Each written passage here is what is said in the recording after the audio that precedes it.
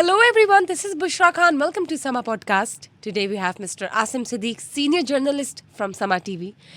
शेख हसीना वाजिद ने इंडिया जाने के बाद सबसे पहले किससे मुलाकात की ये तो आपको बताएंगे, लेकिन आपको ये भी बताते चलें कि बांग्लादेश की स्टूडेंट्स ने अपनी मर्जी की हुकूमत का मुतालबा किया है और अपने मर्जी के लीडर का भी मुतालबा किया है। इसके साथ साथ बांग्लादेश के आर्मी चीफ का रिश्ता किसके साथ निकला है, मतलब रिश्तेदारी किसके साथ निकली है, ये भी आपको बताते हैं। अस्सलाम वालेकुम। जी वालेकुम सलाम। कैसे सर आप? Thank you. इसमें क्या हकीकत है, ये सबसे पहले मैं जानना चाहूँगी कि शेख हसीना वाजिद ने इंडिया जाकर सबसे पहले किसके साथ मुलाकात की और क्यों? हकीकत, अच्छा, बड़ी मज़ेदार स्टोरी है बुशरा, इसको समझिएगा गौर से। शेख हसीना वाजिद हेलीकॉप्टर में बैठती हैं और वो अगरतला लैंड करती हैं। अगरतला वो जगह है इंडिया में जहाँ पर 1971 की कॉन्स्पिरेसी बनाई गई, प्लानिंग हुई और वहाँ इसका हेडक्वार्टर था और वहाँ से एग्जीक्यूट हुई।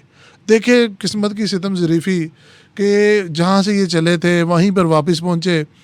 अगरतला से फिर वो बाय एयर दिल्ली पहुँचती हैं। वहाँ पहुँचकर वो इंडियन NSA जो है अजीत डोवाल उनसे मिलती हैं। सो इन शॉर्ट मैं यही कहूँगा कि she has reached her head office now और वहाँ पर जाके वो रिपोर्ट कर रही हैं कि जनाब मैं ड्यूटी कर रही हूँ और मुझे बताएं मैंने आगे क्या करना है। I am sorry I am saying these hard words, लेकिन जब आपको वज़ीर आज़म बनाया जाता है ना तो फिर आप आवाम के नुमाइंदे होते हैं, फिर आप फ़ॉरेन डिप्लोमेट्स, फ़ॉरेन एजेंसीज़ और फ़ॉरेन गवर्नमेंट्स के आप एजेंट के तौर पे काम नहीं करते हैं। So right now she is in Delhi. वहाँ से उन्होंने UK जाने का कई बार खबर आ रही है, कहीं और जाने का आ रहा है, but she will be staying in Delhi. This is an exclusive news, क्योंकि कहीं और पर वो सेफ नहीं है। और जिस तरह का हार्ड स्टांस बांग्लादेशी स्टूडेंट्स ने उनके बारे में लिया है, कोई और मुल्क उनको पनाह भी नहीं दे रहा। मेरे ख्याल से ये एक एग्जाम्पल सेट कर दी है बांग्लादेश की जो पॉलिटिकल क्योस के बाद एक सूरत हाल बनी है और बांग्लादेश की जो हम कह सकते हैं स्ट्रक्चर जो बदला है, बुशरा, बाकी तमाम कंट्रीज के लिए ये एक एग्जाम्पल बन गई वो है। भी, और मैं आपको एक बात बताऊं, बड़ा ऑनेस्टली स्पीकिंग, मैंने 3 साल PhD के दौरान जो है बांग्लादेशी स्टूडेंट्स के साथ पढ़ा है। मैं उनके साथ रहा हूँ, हमने इलेक्शंस भी किए, हमने उनके साथ खेला भी, हमने उनके साथ सारा अच्छा टाइम गुजारा। ये बहुत मैच्योर स्टूडेंट्स हैं, इनके अंदर डिकोरम बहुत अच्छा है, इनका जो एजुकेशन सिस्टम है, जो मेट्रिकुलेशन, जो इंटरमीडिएट है, वो बहुत मैच्योर है। वहाँ पे सीनियर जूनियर और वहाँ पर एक प्रॉपर जो है ना तंजीम साजी के थ्रू हिला के रख दिया। बिल्कुल बिल्कुल। और वही वजह है कि एक स्टूडेंट नुमाइंदा बता रहा है कि ये बंदा वजीर आज़म होगा। तो ये आप उस निज़ाम को, I think we should appreciate that कि वहाँ की जो स्टूडेंट यूनियंस है वो बहुत स्ट्रॉन्ग भी और प्रोफेशनली उन्होंने एक किस्म का चला है। उन्होंने अपने हक के लिए 400 जाने दी हैं। मुतालबा किसका किया है, कौन सा लीडर चाहते हैं बांग्लादेश के स्टूडेंट्स के ये लीडर बने हमारा, और हुकूमत भी कौन सी है वो? जी बुशरा, वहाँ पर ना डिफरेंट स्टूडेंट यूनियंस हैं और उनके नुमाइंदों ने मिलकर नहीदुल इस्लाम को जो है अपना लीडर मुकर्रर किया है। नहीदुल इस्लाम के बारे में आपको बता दूं कि ही वाज बोर्न इन 1998 और वो शुरू से ही जो है ना एक पॉलिटिकल और एक सोशल वर्कर के तौर पर बच्चा रहा है। मैं इसलिए बच्चा कह रहा हूँ कि 1998 is no age, you know, to decide who will be the prime minister of a country. 25 to 26, लेकिन उस बच्चे ने एक जुर्रत का मुजाहरा किया। 19 जुलाई को उसको 25 लोगों ने घर से उठाया। वो सब जो थे सिविल में आए थे, बट वो आर्म्ड फोर्सेस के लोग थे। उसको मारा, उसको तशद्दुद किया और उसको बेहोशी की हालत में छोड़ के चले गए। कुछ दिन बाद वो जब ठीक हुआ, फिर वो दोबारा रोड्स पे निकल आया। फिर 25 को दोबारा उसको उठा लिया गया। अगेन ही वाज लकी कि उसको छोड़ा गया और अब इस वक्त वो लीड कर। Oh yes yes yes. So अभी इस वक्त उसने ये मुतालबा किया है सब स्टूडेंट्स की बेस के ऊपर कि डॉक्टर यूनुस को जो है प्राइम मिनिस्टर बनाया जाए अबूरी हुकूमत का।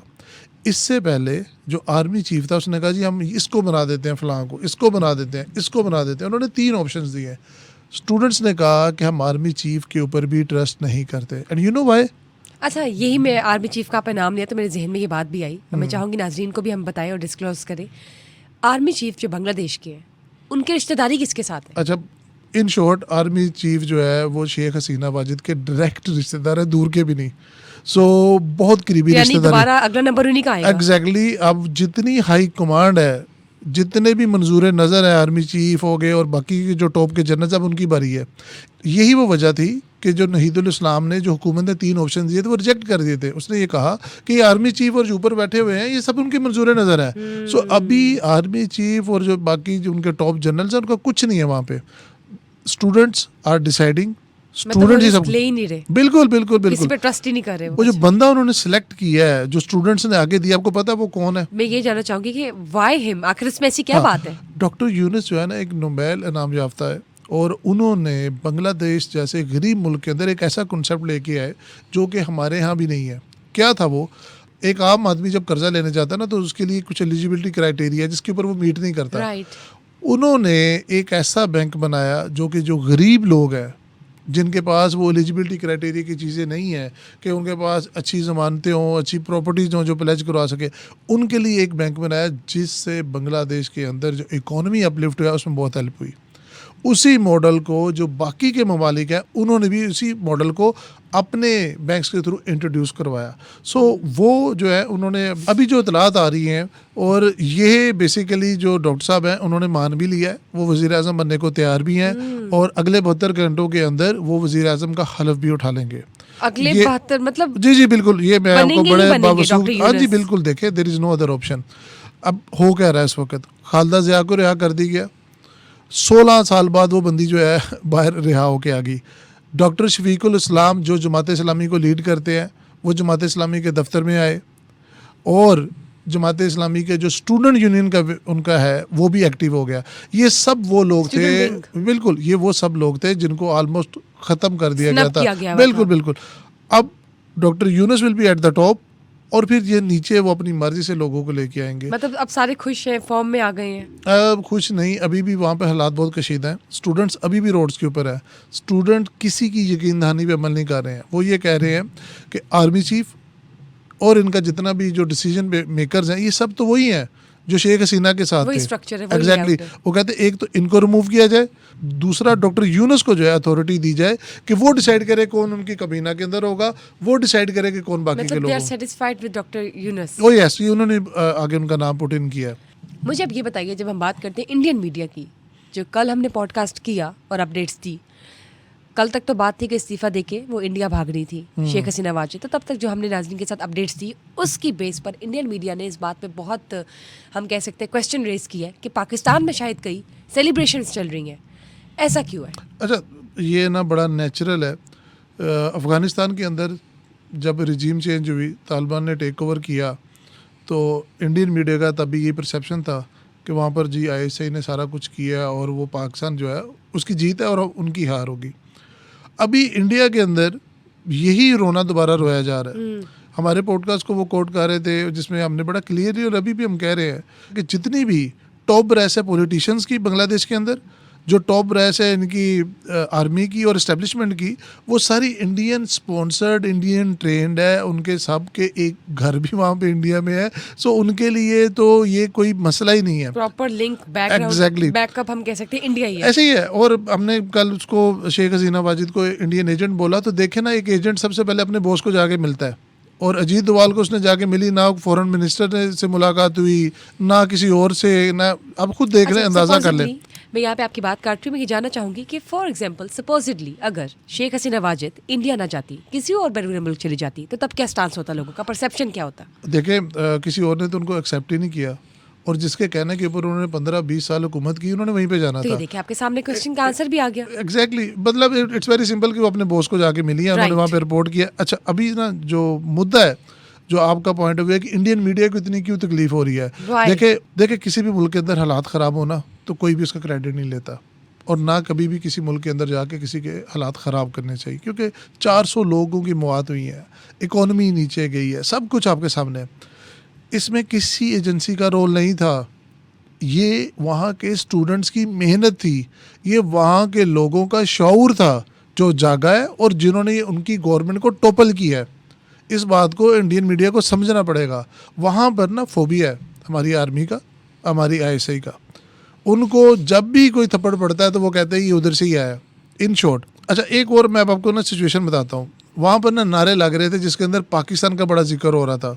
अगर आप उन नारों को ट्रांसलेट करें ना, तो वो कुछ अच्छे अल्फाज में वो जिक्र नहीं कर रहे बंगाली स्टूडेंट्स। हमारे यहाँ हम एज अ मुस्लिम ब्रदर उनका रिस्पेक्ट करते हैं, वो हमारे थे, हमारे हैं, हमारे हमेशा रहेंगे। लेकिन जब आप एक अलहदा मुल्क बना लेते हैं तो फिर आपकी सॉवरेनिटी होती है, आपकी सारा एक सिस्टम होता है जिसके थ्रू आपको चलना चाहिए। मैं कुछ इंडियन यूट्यूबर्स को, कुछ उनके जर्नलिस्ट के आर्टिकल्स वगैरह पढ़ा था, उनको इतनी तकलीफ़ थी, इतनी ज़्यादा तकलीफ़ थी, और इतना ज़्यादा एंटी मुस्लिम, एंटी पाकिस्तान बोल रहे थे कि जैसे ये सब कुछ हमने बैठ के यहाँ से प्लान किया है। ये उनके लिए सोचने का वक़्त है कि आप लोगों ने 1971 में ये किया, आज वही आपके मुंह के ऊपर वापस चीज़ आई है। और मैं आपको फिर बता दूं, वहाँ के जो स्टूडेंट्स हैं वो बहुत मैच्योर है, उनकी डिसीजन मेकिंग, और जो बांग्लादेशी, अगर आप सब लोगों के बारे में भी अगर एक ट्रेड देखें ना उनके अंदर, तो वो बड़े हार्ड वर्किंग और बड़ा एक लाइन के ऊपर चलने वाले हैं। वो इस तरह से नहीं है कि दाएं बाएं और इस तरह बातों में आ जाए, आपके सामने around the world. Yes so we wish them all the best कि वहाँ पे अमन आए, वहाँ पर पीस आए। जहाँ तक बात इंडियन मीडिया की है, तो देखें वो अब सिर्फ उनके पास कोई और जवाब है नहीं है। वो लोग उन्होंने एक कार्ड खेला जो चला और बाद में फ्लॉप हो गया। ये सेम उन्होंने किया था अशरफ गनी के साथ, वही इनके साथ दोबारा बांग्लादेश के अंदर हुआ है। अगेन अब प्रोक्सीज का ज़माना नहीं रहा है, ना प्रोक्सी वार चलेंगी ना प्रोक्सी हुकूमतें चलेंगी। नाउ इट्स अबाउट टाइम कि हम अपने घर को ठीक करें, और इंडिया को भी अपने घर को ठीक करने की ज़रूरत है। अब देखती जाए आगे हालात किस तरफ जाते हैं। ठीक। अभय जी, ये बताया, जब बात करते हैं इंटरनेशनली, पूरी दुनिया में ही मेरे ख्याल से एक बड़ा हॉट टॉपिक है जब बात करते हैं बांग्लादेश की पॉलिटिकल सिचुएशन की। फिलहाल इंटरनेशनली क्या स्टांस है, दुनिया क्या सोच रही है?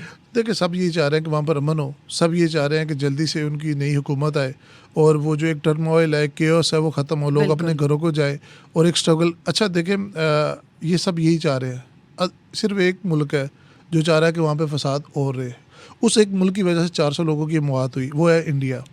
मैं फिर बार बार ये कहूँगा कि अभी भी इंडियन एस्टेब्लिशमेंट एजेंसीज पूरी कोशिश करेंगी, पूरा जोर लगाएंगी कि जो पुराना ही सिस्टम चलता आ रहा है वो किसी ना किसी तरह फाल रहे, ताकि जैसे ही ये जाग बैठे, जैसे ये स्टूडेंट्स अपने घरों में जाए, तो पुराने लोगों को दोबारा फोर्स कर दिया जाए। एग्जैक्टली। लेकिन ठीक है, देखते हैं, जिससे आपने बात की कि स्टूडेंट्स का मुतालबा है कि अपनी मर्जी की हुकूमत हो और स्टूडेंट्स का मुतालबा है कि अपनी मर्जी का लीडर हो। तो आप देख सकते हैं कि डॉक्टर यूनुस को उन्होंने नॉमिनेट किया और अगले 72 घंटों में ऑथ टेकिंग सेरेमनी भी हो जाएगी, जिससे आप बता रही हैं। यस, जिस स्पीड से चीज़ें जा रही हैं, और वो मान भी गए हैं सब। वंडरफुल। ये है जी जनाब बांग्लादेश की पॉलिटिकल सिचुएशन नाउअडेज। लेकिन समा पॉडकास्ट के प्लेटफॉर्म से आपको अपडेट्स देते रहेंगे। देखते रहिए Sama podcast. Thank you for being here. Stay tuned for another session. Till then, bye bye.